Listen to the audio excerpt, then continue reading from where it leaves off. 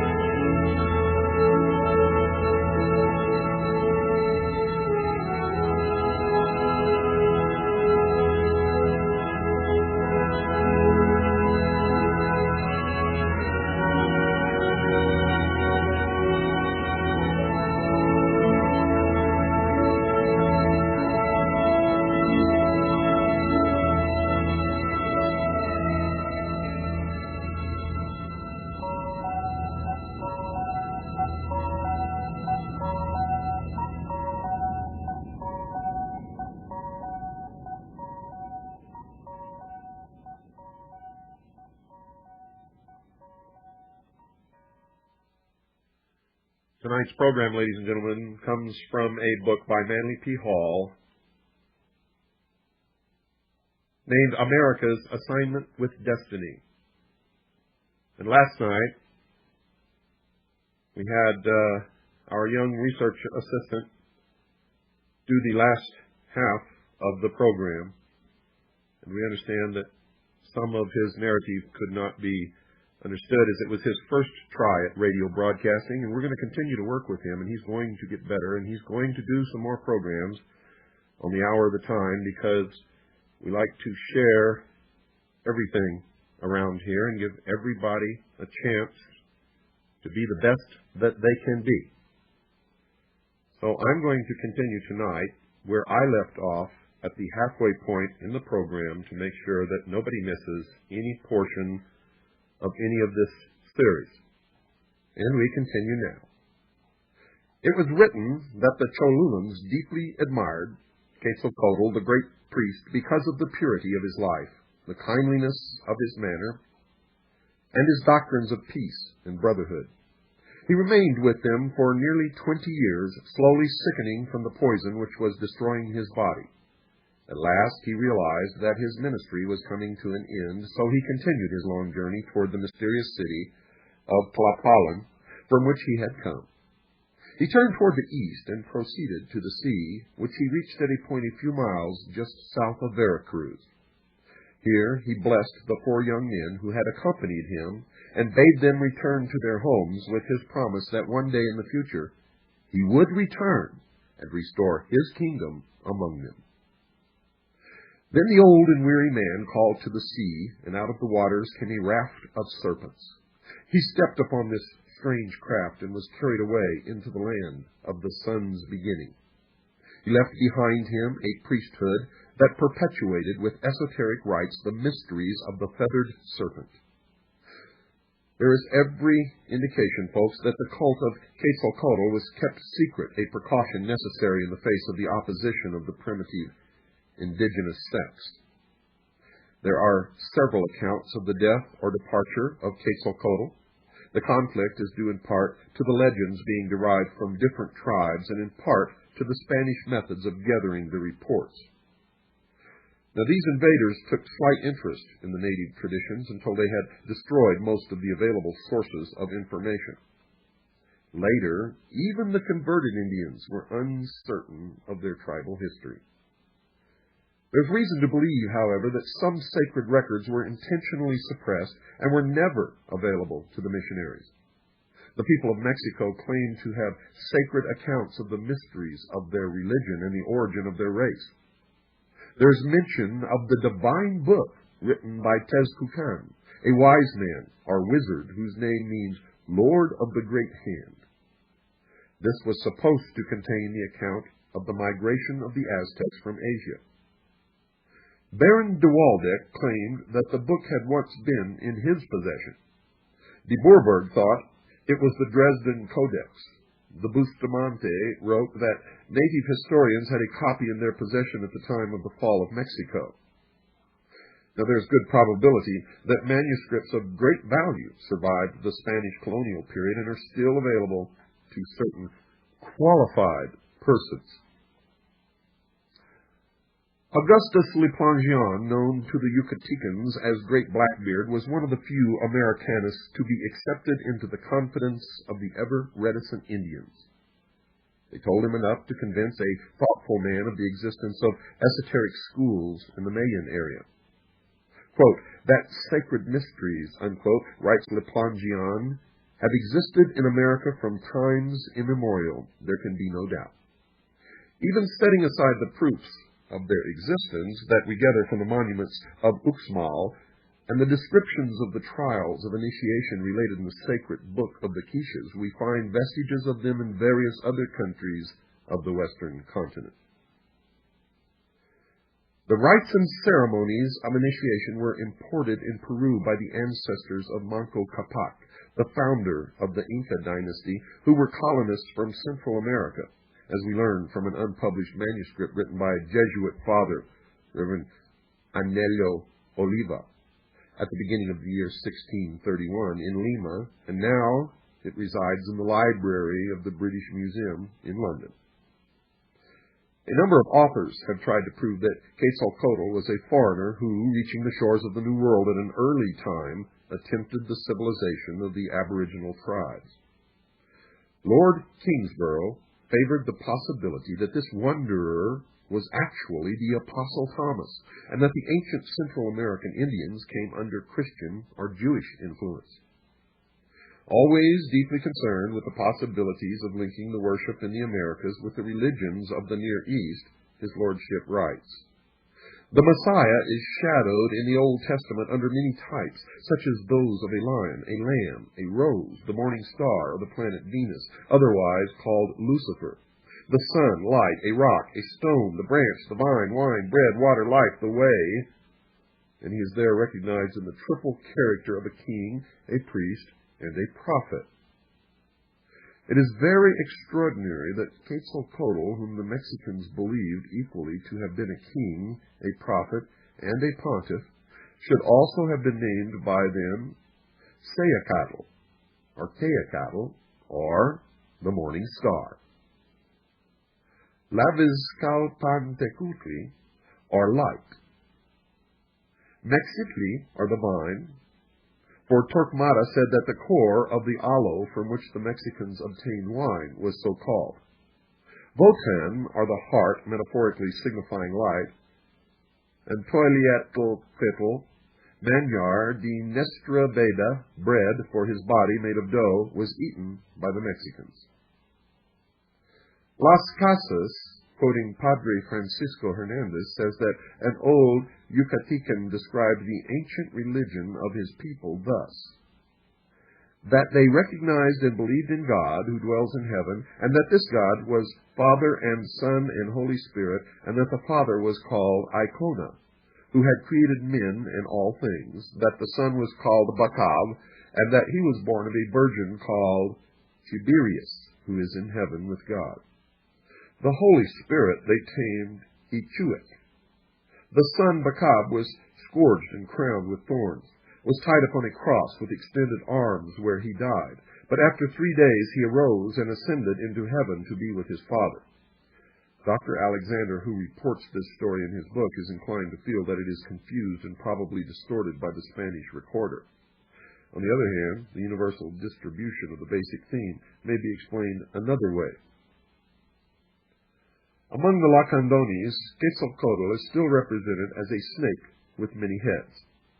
There is an account that this snake was killed and eaten at times of great national peril, especially at eclipses, which were regarded as portents of disaster. It was believed by the Mayas that Kukulkan descended invisibly from the sky and personally received the offerings during great feasts held in his honor. For details of this, consult The Mythology of All Ages, Volume 11, Latin American by Hartley Burr Alexander. Now, Daniel Brenton, in his Essays of an Americanist, devoted some thought to the magical powers attributed to the priests of Central America. He mentioned Father Bieza and an English priest, Thomas Gage, who reported cases of sorcerers transforming themselves into animals and performing other miracles. De Bourbourg was not entirely convinced that ventriloquism, animal magnetism, or the tricks familiarly employed by conjurers explained the mysteries of Nagualism, as the black art of these Indians is called. Brenton quotes from the Popol Vuh: "Truly, thus Gucumat's Quetzalcoatl became a wonderful king. Every 7 days he ascended to the sky, and every 7 days he followed the path to the abode of the dead. Every 7 days he put on the nature of a serpent, and he became truly a serpent. Every 7 days he put on the nature of an eagle, and again of a tiger, and he became truly an eagle and a tiger." It is evident from available authorities that the Mayas and Aztecs had an extensive body of legendary and lore, which originated in the mysteries of their religions and proves the existence of an elaborate system of secret rites and ceremonies. In the form of a feathered snake, Quetzalcoatl overshadowed a dynasty of rulers and priests, some of whom later assumed his name and even his mask symbol. These later Quetzalcoatls have been confused, like the several Zoroasters of Persia, into one person, with the resulting conflict in dates. Recent excavations would indicate that the cult of the feathered serpent was established before the beginning of the Christian era and did not arise in the 10th or 11th century A.D. as held by some modern archaeologists. In fact, it is more likely that the ancient hero was said to have been reborn or to have overshadowed a later leader of the nation. All the accounts imply that the religious order which served the mysteries of Quetzalcoatl was long established, and those who follow in the way which he had prescribed lived most severe lives. Children were consecrated to his temples from their birth and were marked by a special collar. At the end of the 2nd year, the child was scarified in the breast.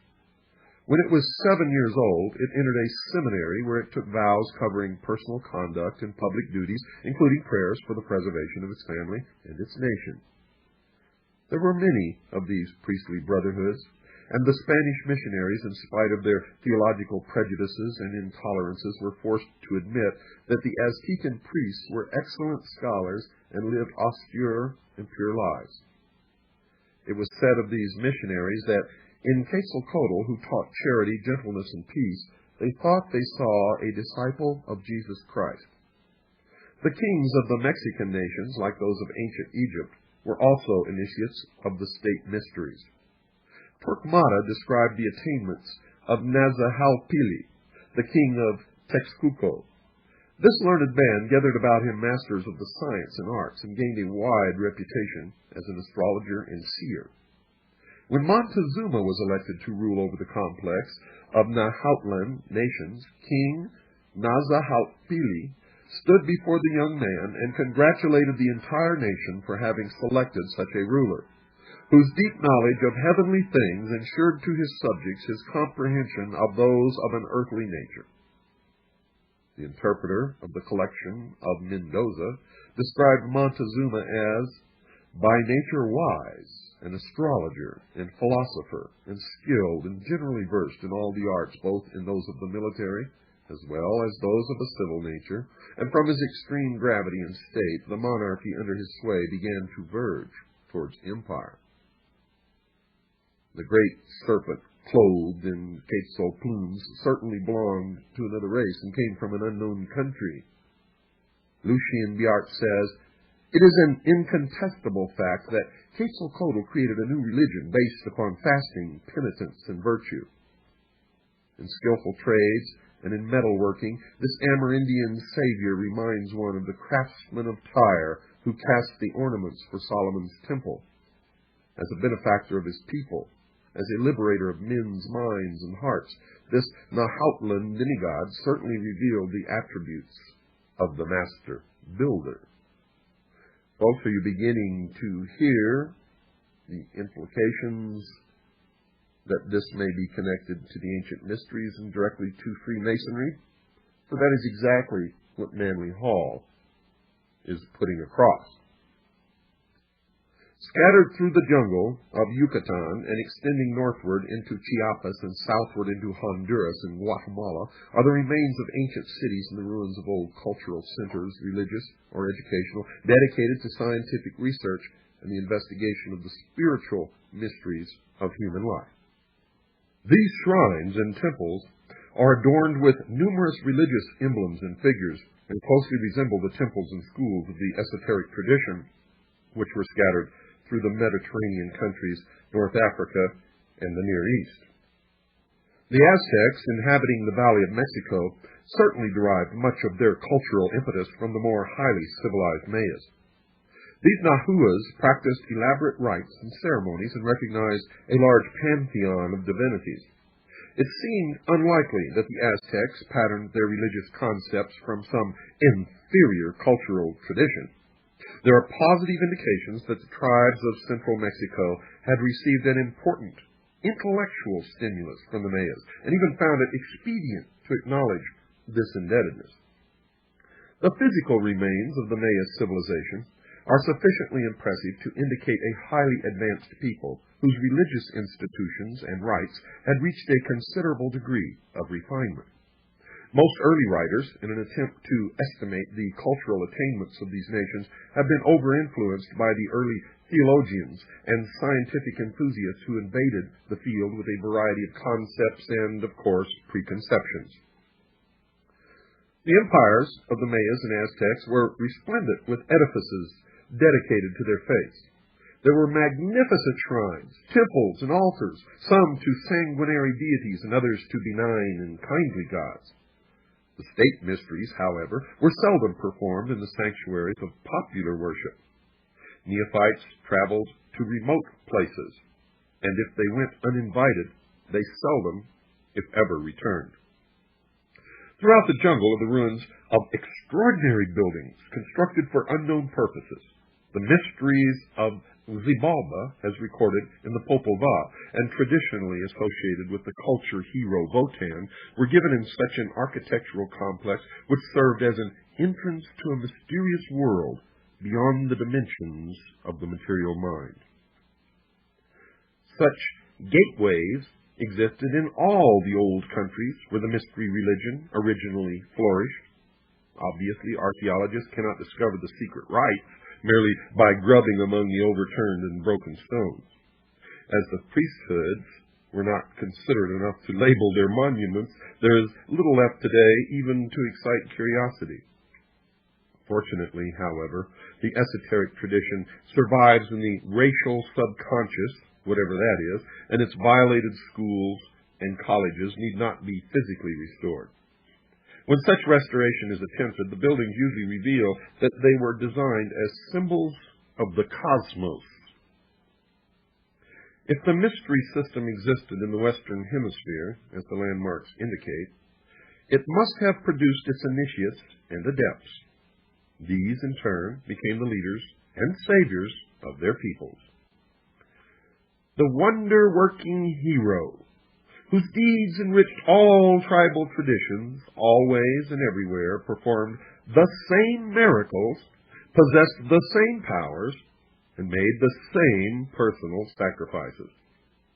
The mystery school required not only a hierarchy for its maintenance and perpetuation, but also appropriate places of initiation, partly underground or adjacent to grottos and caverns. It required also a body of lore peculiarly significant, participation in which conferred special rights and privileges. A people which had reached the mental platform of the Mayas would not have accepted a philosophy of life that was without profound and significant values. Pagan priesthoods did not initiate those of feeble mind, but selected for spiritual advancement persons of high attainment and mature judgment. Albert Reveley, in the Hybard Lectures, 1894, notes of the religion of the plumed serpent. There was something mysterious and occult about the priesthood of this deity, as though it were possessed of divine secrets or promises, the importance of which it would be dangerous to undervalue. It is fortunate, indeed, that at least one manuscript relating to the religious mysteries formerly practiced in the Mayan area has been recovered. The Popol Vuh, or the Senate Book of the Quiches, the record of the community, has survived the numerous vicissitudes which have conspired to prevent the perpetuation of the literary monuments of Central America. It was tolerated by the early missionaries, who, observing certain similarities to their own scriptures, preserved the work as a means of persuading the Indians to a more speedy baptism. In the 17th century, it was rescued from a fate worse than oblivion by the Dominican monk Don Ramon de Ordonez y Aguirre, Dean and Chancellor of the Archbishopric of Ciudad Real. The work was deposited in the library of the convent at Chichicastenango by its scholiast, Ximenes, where it remained until 1830. The manuscript of the Popol Vuh was rediscovered about 1855 by Dr. Chejar in the library of the University of San Carlos, Guatemala City. Through the industry and scholarship of that ardent antiquarian, the Abbé Brasseur de Bourbourg, this mysterious book of the Quiches came at last to the French language, where it lingered for years, awaiting English translation. Dr. Scherzer was responsible for a Spanish version published in Vienna in 1856. The first English translation has remained practically unknown to students of Central American archaeology, as it appeared serially in The Word, a magazine devoted to theosophical and related subjects. The translation was made by Kenneth S. Guthrie, M.A., Ph.D., M.D., and was based upon the French text. A new English translation from the Spanish of Adrian Ricinos has just been issued by the University of Oklahoma Press, and folks, that was in 1951. This version is by Delia Goetz and Sylvanus G. Morley and includes important introductory and commentary material. Writing under the pseudonym Aretas James Price, issued part of the Popol Vuh with learned commentaries under the title The Book of the Azure Veil. This ran in Lucifer, a theosophical magazine, between September 1894 and February 1895. It concluded with a note that circumstances made it impossible for the translator to finish the work. Price suggests that the god Quetzalcoatl was known in Peru under the name of Amaru. He writes, "From the latter name comes our word America. Amaruca is literally translated land of the plumed serpent. The priests of this god of peace, from their chief center in the Cordilleras, once ruled both Americas. All the red men who have remained true to the ancient religion are still under their sway. One of the strong centers was in Guatemala, and of their order was the author of the book called Popol Vuh. Although Dr. Scherzer published his copy under the title Las Historias del Origen de los Indios de Guatemala por el R.P.F. Francisco Ximenes, this is misleading. Ximenes was not the author, but acted in the capacity of scribe, translator, and commentator. The work is said to have been compiled originally in the 17th century by a Guatemalan who had been converted to Christianity. Most American Indians are unsatisfactory converts, for they accept new beliefs without discarding old convictions. This is a most fortunate state of affairs, as there is little indication that the indigenous mythology has been compromised. The source of the material compiled by this convert is completely unknown, but it could well have been derived from a secret book or from oral tradition guarded in the sanctuaries of the mysteries. Now, to have secured it, the compiler must himself have been a priest or initiate. Certainly, the Popol Vuh is by far the outstanding available text on pre-Columbian mythology and cosmology existing. The Quichean scribe, in his introduction to the Popol Vuh, writes, "The following is what we shall write, and we place it in writing because since the Word of God has been promulgated, and hereafter during the cycle of Christianity, the book of the azure green veil is no longer to be seen, in which it could be clearly perceived that it had come from the further shore of the sea, which book has been called the record of our existence in the overshadowing world, and how we there beheld light and life." Now, note that this translation by Price is somewhat fuller than that given by Guthrie and seems to be more in the spirit of the Quiche tradition. And the implication, folks, is that the work originated behind the azure veil. This can have two meanings, either the veil which divides the spiritual universe from the material world, or the veil in the temple of initiation, behind which are the seven lords of the great heart. The Popol Vuh consists of a mythology gradually mingling in its descent with the beginnings of history. The early part deals almost entirely with superhuman beings, and the latter part with the heroic deeds of authentic personages. It opens with a description of the creation. All was calm and silent, and the face of the earth was not yet to be seen. In the eternal darkness and quietude was the Creator, the Lord and Maker, and Gukumats, the plumed serpent. They were surrounded with green and azure, and they were those who engendered. Then the Word came and spake with them, and they joined their counsels. Those who engendered then said, "Let it be done. Let the waters retire and cease to obstruct, to the end that it be sown, and that the light of day shine in the heavens and upon the earth. For we shall receive neither glory nor honor from all that we have created and formed, until human beings exist, endowed with sentience." Thus the Creator said, "Earth," and immediately it was formed. The book proceeds much in the spirit of the scriptures of other nations. It is divided generally into four parts: cosmogony, theogony, anthropology, and regeneration through initiation. It is presented in semi-historical form and includes the initiation of its heroes into the mysteries of Xibalba. The heroes of the Popol Vuh were subjected to several ordeals of tests of courage, fortitude, and skill. The seventh test took place in the House of the Bat.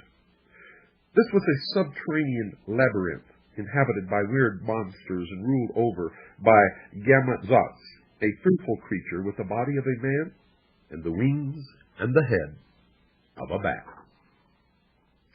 Naturally, the account is clothed in the culture symbolism of the Mayas, but it is certainly to be compared with such productions as the Finnish Kalevala, and the Icelandic Eddas. Guthrie presents a number of important parallelisms to the mysteries of the Egyptians, Chaldeans, and Greeks. According to him, the 12 trials are tests through which the neophytes pass are analogous with the signs of the zodiac. He goes so far as to hazard the speculation that the 12 princes of Xibalba were the rulers of the Atlantean Empire, and their final destruction referred to the tragic end of Atlantis. Well, folks, it's time to take our break. Don't go away. I'll be right back after this very short pause. Hello, folks. This is William Cooper speaking to you now for Swiss America Trading, our sponsor, also our friend, our backer, our mentor, and many other things. Good people, just like you and I, really care about this country, care about the truth. They know that God must exist for our Constitution and nation to survive. They understand the purpose of this program, and they back the hour of the time fully. Now, folks, they're also a business that provides investments for people who want to protect their assets during hard times, economic collapse, times of inflation, depression. You think of it, and they can provide it to help you as far as hard assets are concerned. Some we recommend, some we don't. They have non-confiscatable, non-reportable hard assets. They have bullion. They have precious metals of many different kinds. All of these have been proven throughout history to be the very best, and in most cases, the only means of protecting your assets, the things that you worked for all of your life. So call now 1-800-289-2646 and talk to them. Ask them what they have available, what they recommend, and ask them about their other programs. Do it now. 1-800-289-2646. And for the first 200 callers, folks, you will get Harry Figge's report entitled Tackle the Debt. Also, mention my name, William Cooper, for a free newsletter on protecting your future. And by protecting your future, folks, you're protecting the future of the hour of the time, and of course, freedom for the world. So call now 1-800-289-2646. That's 1-800-289-2646. You'll be glad that you did.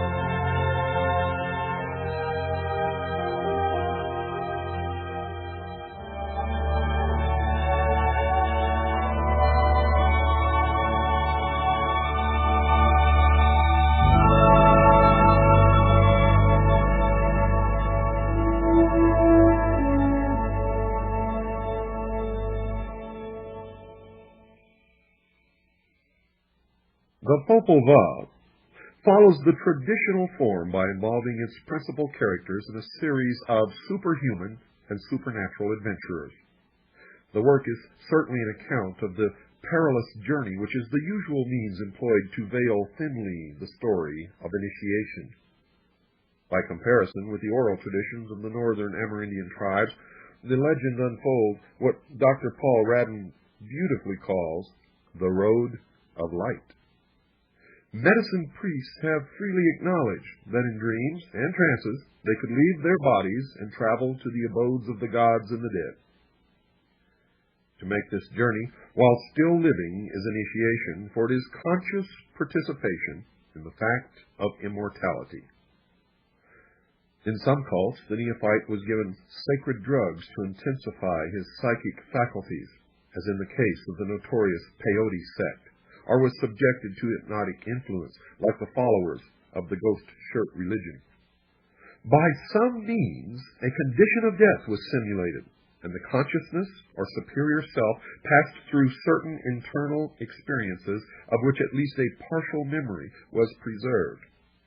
The entire process of creation took place within the green and azure coils of the plumed serpent. On several continents, the serpent was among the important symbols of the initiate priest.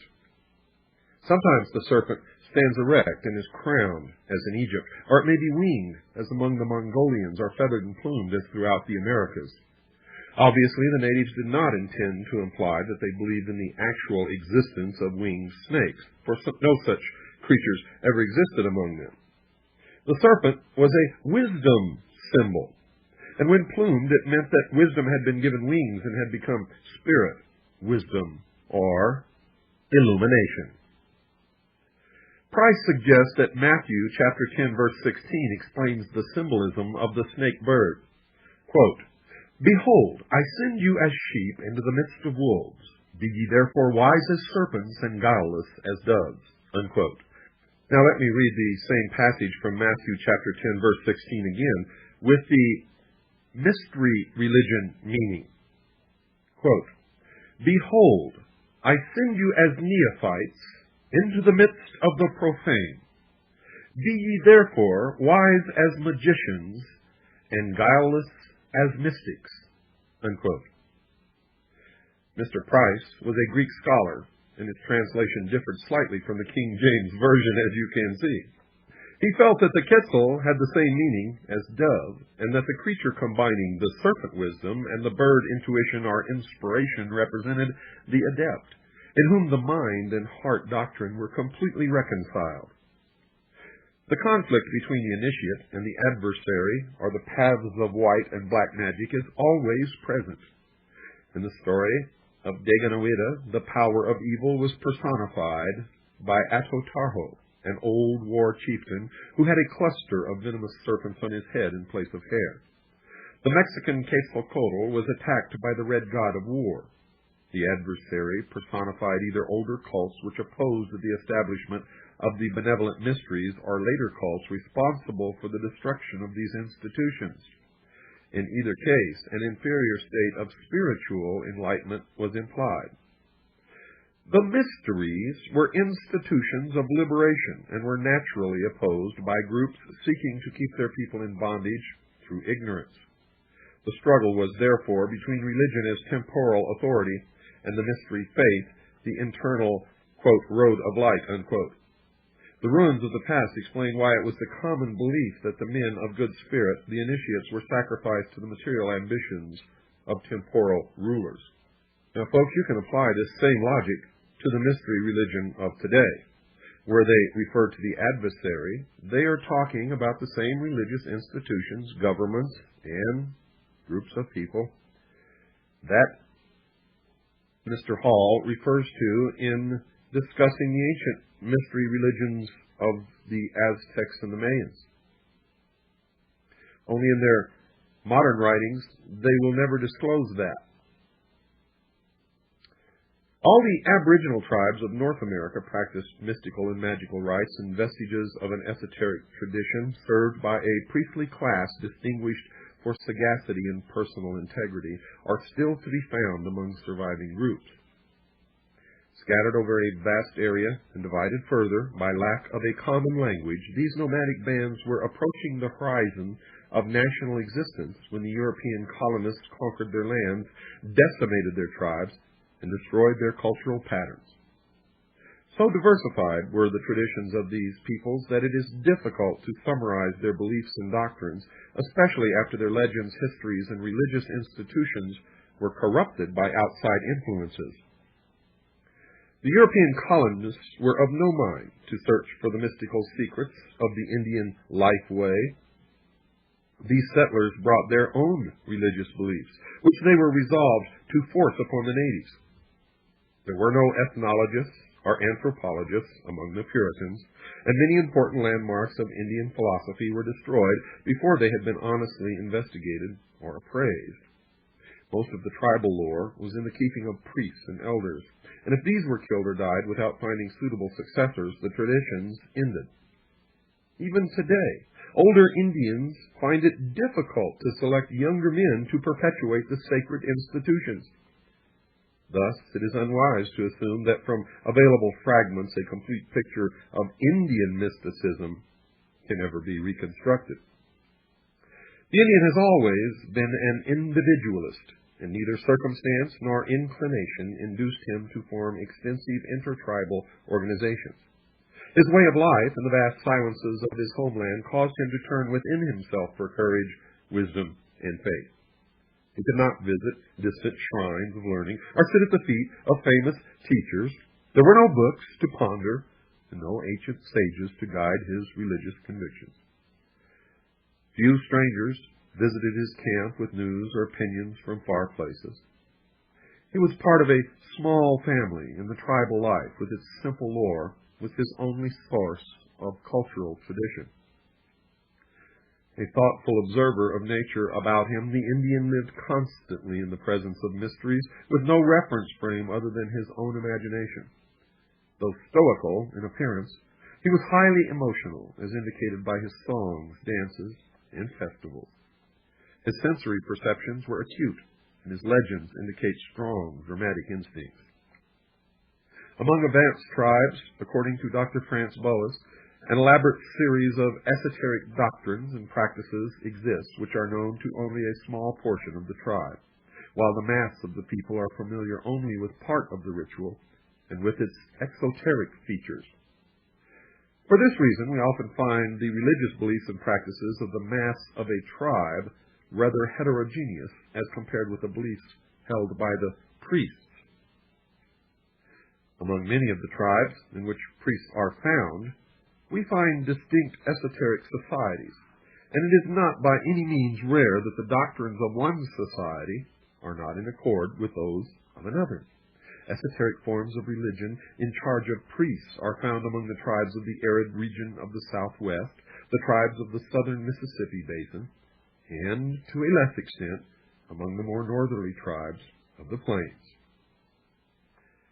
It would seem that, on the whole, the importance of the esoteric teachings decreases among the more northerly and northeasterly tribes of the continent. Medicine priests were trained by their predecessors or were called to their life work by some miraculous incident. The little Indian boy, who early in life showed a tendency to dreams and visions, was encouraged to select this career. In a highly organized tribal system, he was initiated into the religious institutions of his nation, receiving the lore of the old priests and fragments of tribal history. If he belonged to some small, wandering band, his entire spiritual education had come from within and was induced by fasting and vigil. The vigil was the most widely practiced religious discipline of the Amerinds. In all matters of emergency or great decision, the Indians sought solitude. He went alone to some high place, built a small campfire, planted around him a circle of prayer plumes, smoked the ceremonial pipe, and waited through the long hours of the night for the voices. The voices instructed him in the herbs of healing, taught him the songs and dances, and brought him news of what was transpiring in distant places. There are many stories about medicine priests learning to leave their bodies at will and journeying into the shadowland to guide the dying to the home of ghosts. Many of these grand old mystics were wise in the ways of the spirit and should be regarded as duly initiated members of esoteric orders. The miraculous powers of the medicine priests extended over a wide variety of phenomena. They healed the sick, protected their tribes. They directed the migrations of their peoples and sought by extrasensory means the location of food, water, and other necessities. They predicted the future. They induced rain and storms, projected themselves to distant places, and read the hearts and minds of their fellow men. was in their power to induce visions and trances, and to receive the impressions of the star spirits. They also gained considerable proficiency in the mesmeric and hypnotic arts. One Charles F. Loomis, who spent many years among the Southwest Indians of the United States, described the miracles performed by the medicine priests. Although naturally skeptical, his experiences among the Navajo and Pueblo Indians impressed him deeply. Mr. Loomis mentioned how Indians seated in their medicine lodge created miniature thunderstorms within the room, accompanied by flashes of forked lightning, while the outside sky was entirely clear. He says, quote, "How the effects are produced I am utterly unable to explain, but they are startlingly real." Unquote. He was also impressed by the ability of the priests to change themselves into animals in the presence of spectators. Some priests could create an artificial sun inside the lodge. This miniature luminary rose in the eastern side of the room, crossed overhead, and set in the west during the performance of the sacred chants. Now, Amerindian priests grow the sacred corn in exactly the same way that the East Indian mendicant grows his mango tree. The magician plants the seed, which grows immediately, and about 3 hours later the stalk is laden with fully developed ears of corn. Other writers have reported that in some of the medicine lodges the Indians are able to levitate large stones and to cause their own bodies to float in the air. Unprejudiced observers have been forced to conclude that among most tribes of Amerins, magical rituals are performed involving the use of natural forces beyond the normal experience of human beings. The Amerindic concept of cosmogony paralleled in a general way that of the Chaldeans and other peoples who dwelt in the valley of the Euphrates. The world consisted of 3 regions, with human beings inhabiting the surface of the central zone. Above this middle land was an airy expanse extending to the abode of the Sky Father. Below the surface were subterranean levels extending downward to the place of the Earth Mother. And this cavernous region was like the dark and shadowy underworld of the pre-Homeric Greeks. In the Southwest legends, human beings originated beneath the earth in a kind of paradisical land. There also were mountains, valleys, and of course beautiful plains, and a sun and moon that lighted the region. In the beginning, everyone was happy. But later an evil deed brought upon them the wrath of the gods. In most accounts, this lovely shadowland was destroyed by a flood. In some miraculous manner, a few righteous persons were preserved and took refuge on a tall plant, which growing rapidly finally broke through the surface of the middle land, bringing the survivors to safety. The secrets of healing, prophecy, and magic came to the Indian from an order of beings called Manitos.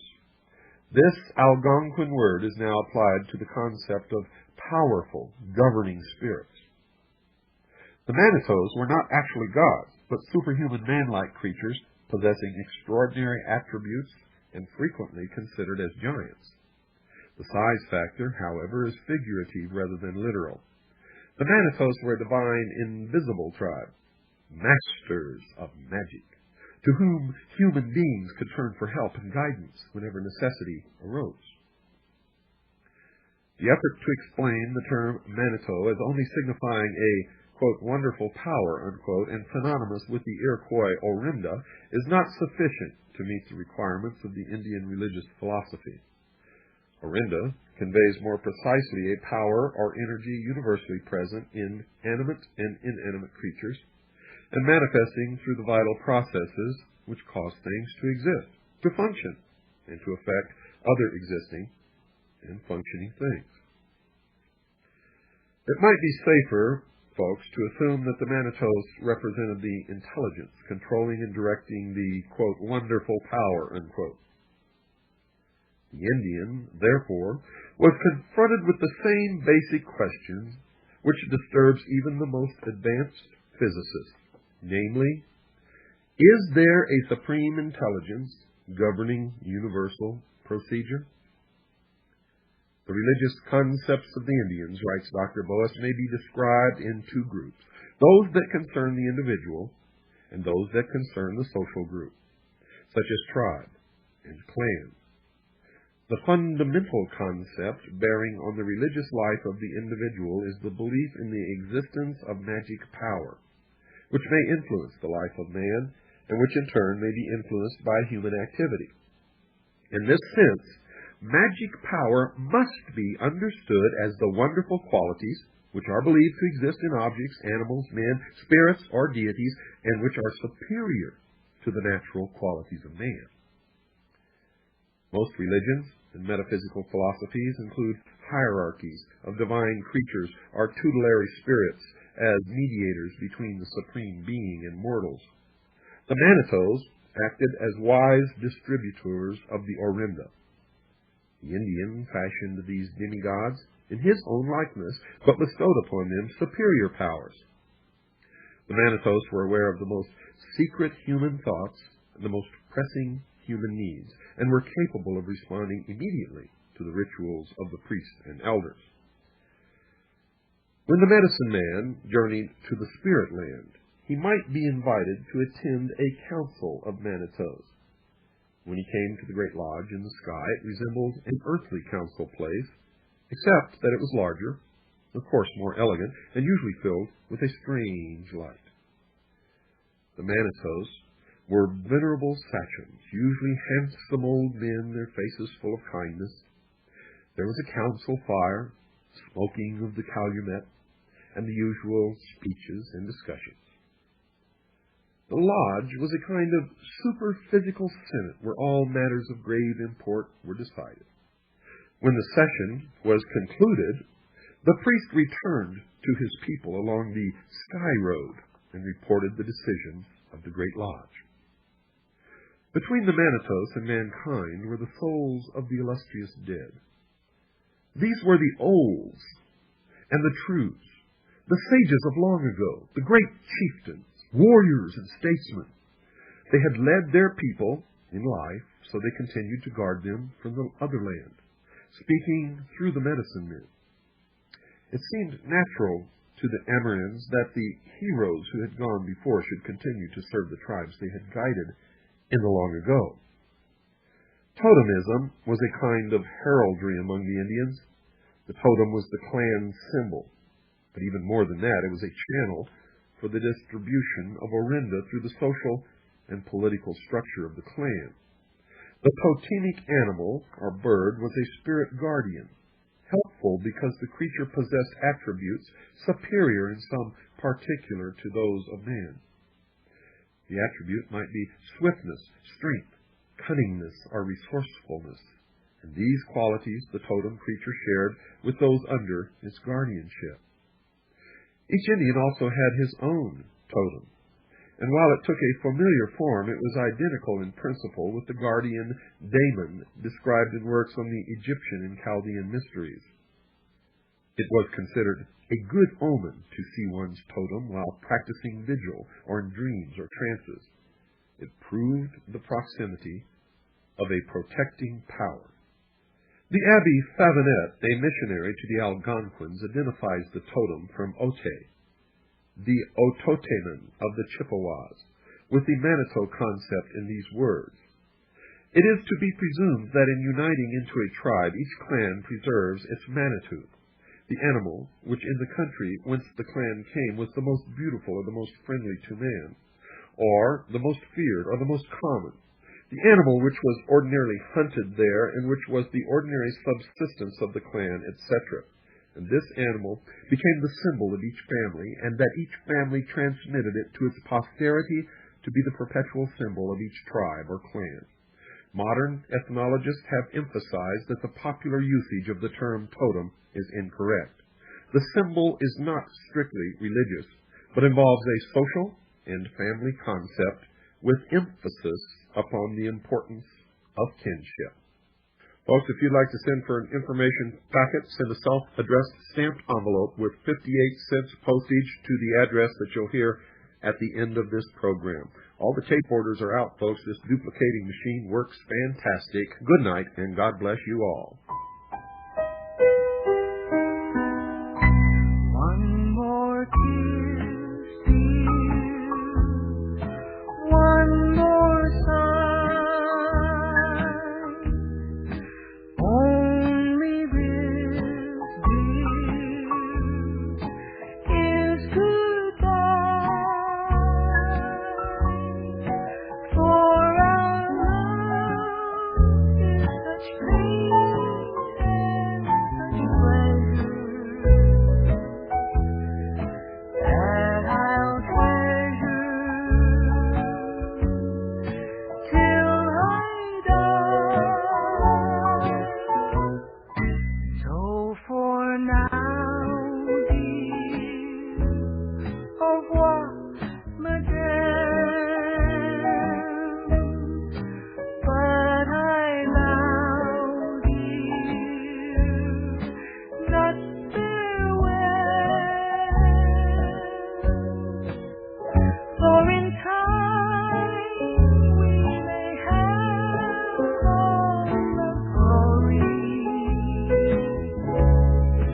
our love story to tell. Just as every autumn leaves fall from the trees, tumble to the ground and die, so in the springtime, like sweet memories, they will return and lie like the sunbeam up on high. We'll return, dear, to the sky, and we'll banish the pain and the sorrow until tomorrow.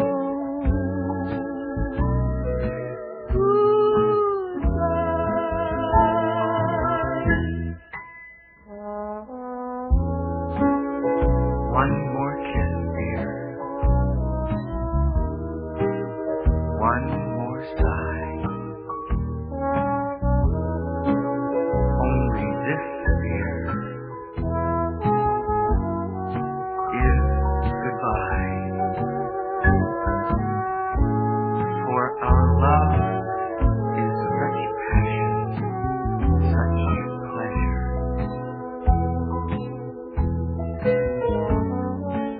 I will treasure until I die, like the sunbeam up on high. We'll return, dear, to the sky, and we'll bear the pain and the sorrow until tomorrow.